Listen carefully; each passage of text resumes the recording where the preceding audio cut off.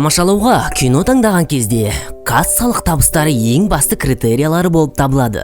Бірақ көп жағдайда ақша көрсеткіші киноның қызық болуына кепілдік бере алмайды. Біз бүгін тарихтағы ең көп пайда тапқан 5 киномен таныстырамыз.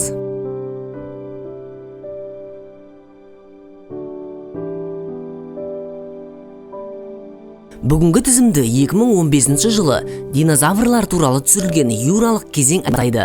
Алғашқы екі киносы 1997 және 2009 жылдары түсірілген еді.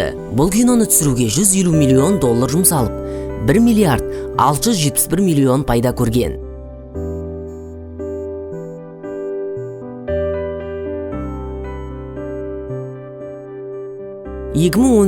жылы шыққан америкалық фильм бұрынғы кек алушылардың жалғасы.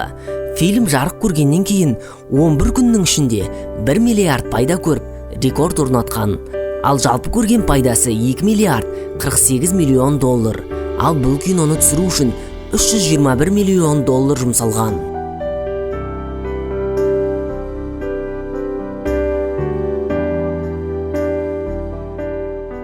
Ал үздік үштікке тағы да бір фантастикалық фильм «Жұлдызды соғыстар» жайғасты.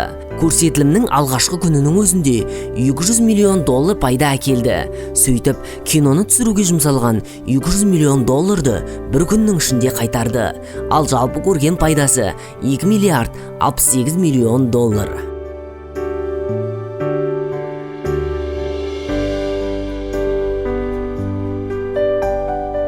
Кейт Уинслет пен Леонардо Ди Каприо басты рөлде ойнаған Джеймс Кэмеронның «Титаник» апат фильмі көрген табысы бойынша екінші орында.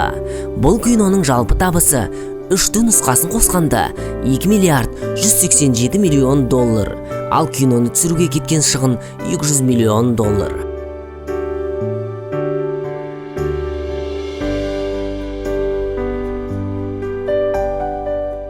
Бірінші орында тағы да Джеймс Кэмеронның «Аватар» фильмі орналасты.